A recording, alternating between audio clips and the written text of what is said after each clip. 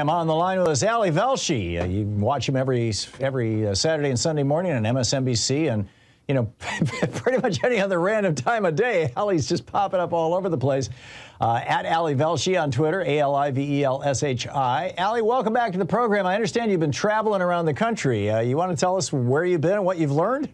Yeah, I've missed a couple of our conversations because of that. I've been in a few places where races are close coming up to midterms, and election deniers are tracking very, very well. I went to Michigan, and then I went to Arizona, where I have a combination of conversations with people who are running for office, some of them in very, very close races, some of them who are office holders already, who stand to lose their elections to election deniers. But one of the things I like doing, Tom, as you know, is I find sort of panels of people who are not officials. They are residents, they are voters, Republicans and Democrats in both cases, and have conversations with them about what's motivating them in the election and how, particularly for Republicans or conservatives, how election denialism, which seems to be a mainstay mostly of Republicans, almost exclusively of Republicans in this election, how this affects them and the way they're going to vote in the upcoming election. And for a lot of them, they're very, very conflicted, Tom, because they are doctrinaire conservatives. They don't want to vote for liberals. They don't want to vote for progressives. They don't want to vote for Democrats.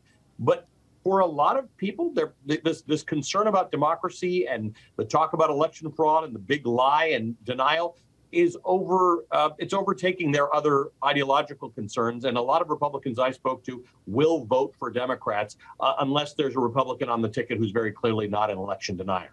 I thought Liz Cheney showing up for Alyssa Slotkin in Michigan was a huge, big deal. I mean, here's a woman who's a solid Democrat. I mean, a Social Security, Medicare Democrat, right?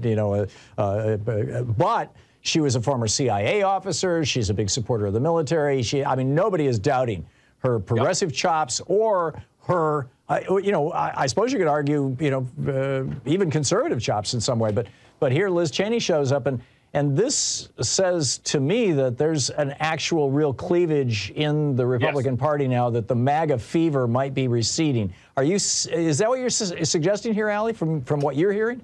I've seen it in both places. I've seen it in Michigan. Of course, I spent a lot of time in Pennsylvania, where it's actually fairly clear, because what you've got is Doug Mastriano, an election denier who actually went to Arizona to watch how they did this very successful fraud, and is running. Josh Shapiro, who's running against him, has actually got the endorsement and support of longtime Republicans, and they're raising money for him. He's actually running quite strongly ahead of Mastriano at the moment. I've seen it in Michigan, where I've run into Republicans who, for a lot of them, the abortion issue, because it's a ballot issue in Michigan this time, there's a positive abortion affirmation question on the ballot. A lot of them are still coming out and voting Republican because of abortion, but they're very, very concerned about how far the big lie has gone, including an attempt to kidnap the governor of that state. And I'm definitely seeing it in Arizona, the home of Barry Goldwater and John McCain, where a lot of these Republicans are actually offended by what this big lie has done and the candidates who are running for statewide office.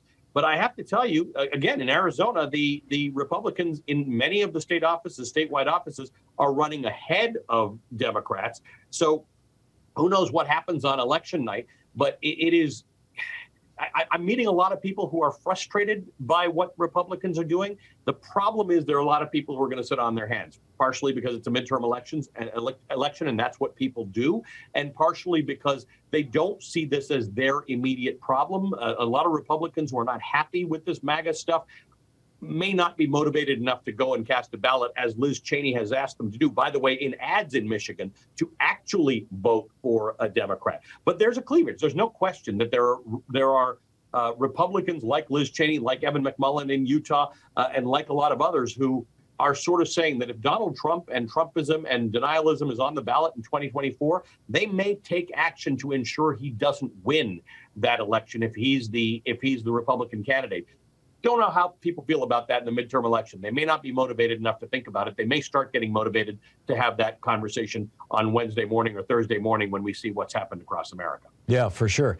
We've got Republicans out there like Marjorie Taylor Greene, who, literally said Nancy Pelosi deserves the death penalty for tolerating illegal aliens in the United States.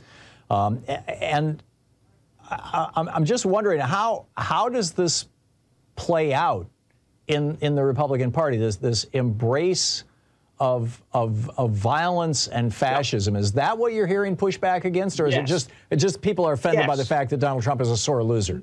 No, you're right. You're exactly right. So in Michigan, the Republicans who I talked to had the most problem with these far-right militia groups who tried to kidnap the governor. In Arizona, there's armed guys sitting around ballot boxes. The attack on Nancy Pelosi's husband, the fact that people talk about civil war, the idea that we've even seen in this testimony for the Oath Keepers that Stuart Rhodes wrote a letter to Donald Trump talking about the fact that they're standing by and they're ready as a militia to help him take the election that he believed was his. I mean, this is not the role of civilians in this country. You cannot be a member of a militia in America. You don't get called upon by the government to defend anything. That's the role of the National Guard. If you feel like you want to stand ready to help the government if it needs something, you volunteer to be part of the National Guard. And I think some Republicans are actually very unsettled by the idea that Donald Trump and his clown car of supporters have given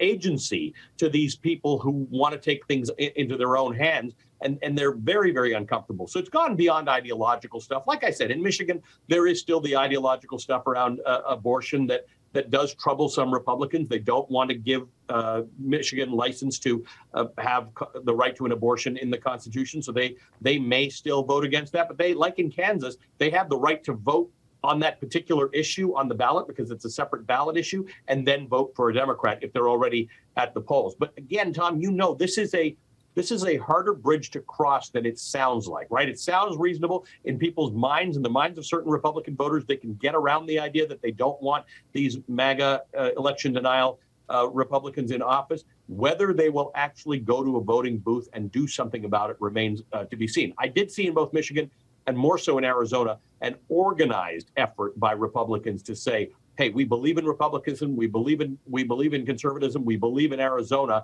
You cannot have these people represent you. But again, polling, whether you believe in it or not, for the moment, polling has these election deniers in both of these states running either neck and neck or in some cases ahead of Democrats. Yeah, and your point about the militias is well taken. A couple of months ago, They're gun clubs, Tom. A couple of months ago, I did a deep dive into this stuff, and in 48 of the 50 states, there are explicit laws against unauthorized militias. Yep. There are federal laws against unauthorized militias. In the state of Washington, it's actually written into their constitution against militias. And in over 30 states, I think it was 38 states, there are laws against people getting together with weapons in public. And I mean, it's amazing how much of this stuff is just flat out illegal, and nobody's been prosecuting anybody for a long time on this stuff, which is just nuts. Well, I will say something that's really interesting because I posted a story about in Arizona, they finally got a court order to get these masked gunmen away from ballot boxes. I mean, in masked gunmen in full military uniform. And Jocelyn Benson, the Secretary of State in Michigan, has tweeted that if you do things that are meant to intimidate or interfere with the ability for people to cast their ballot, you will be prosecuted. There will be trouble for this. But yeah, for days and days and days, they sat around these ballot boxes in Arizona. The good thing is everybody in Arizona can still cast a ballot by mail, so you don't have to encounter any of these things. But Tom, I would feel fearful to go up there. These people stay the legally mandated 75 feet away from the ballot box, but they've got their phones up and they're taping you walking toward them, and they're getting pictures of your license plate. And then somebody's going to put your address on the internet. Who wants that trouble? Yeah, for sure. One of the other things that I'm curious to get your take on, we're talking with Velshi, MSNBC, is the media's apparent reluctance to associate the words violence or electoral violence or fraud and the word Republican. I can't tell you how many times I have been shouting at my television because people, reporters have done, really good stories about, an election denial or violence or whatever. And they never associate. I mean, this is not coming out of the Democratic Party. Correct. Period. Correct. There's at no all. Zero instances. And they never associate the word Republican with it. Why is that? I guess because maybe we're all hoping that this isn't a Republican thing, that maybe reasonable Republicans will sit there and say, I'm not associating myself with this. I definitely get pushback when I talk about Republicans say, well, it's not all Republicans. These are Republican office holders. These are Republican candidates. These are Republican this and that. But that distinction becomes, it'll actually go away on Tuesday, right? The distinction will go away. If you vote for Republican candidates who deny the outcome of the 2020 election, or who advocate for this sort of violence, or who use the term civil war, or who tell you that the FBI are the enemy, or who subscribe or don't condemn the Marjorie Taylor Greens of the world for calling for violence upon other Congress members, then at some point the distinction goes away. Yeah. And that's, I guess, the point, that there are people who we know of as Republicans who would never endorse this sort of behavior. But this is your chance to actually not endorse this. This is your chance to say, like Liz Cheney has said, like Adam Kinzinger has said, like Peter Meyer in Illinois has said, we're actually going to do something different. We're going to cause these people who are not law and order. This is the opposite of law and order, what Republicans who are election deniers or advocating violence are doing. This is not law and order. This is not the history of the Republican Party. We can't associate with it. But I don't believe, Tom, we're fully there yet, where a typical Republican voter understands that being a Republican voter in this election on November 8th might actually be dangerous. Well, and sadly, so many of them are living in media bubbles. But yeah, Ali Velshi, watch him on weekend mornings on MSNBC, and you can follow him at Ali Velshi on Twitter. Ali, thanks so much for dropping by today. It's great talking with you. Nice to be back with you, Tom. Thank you.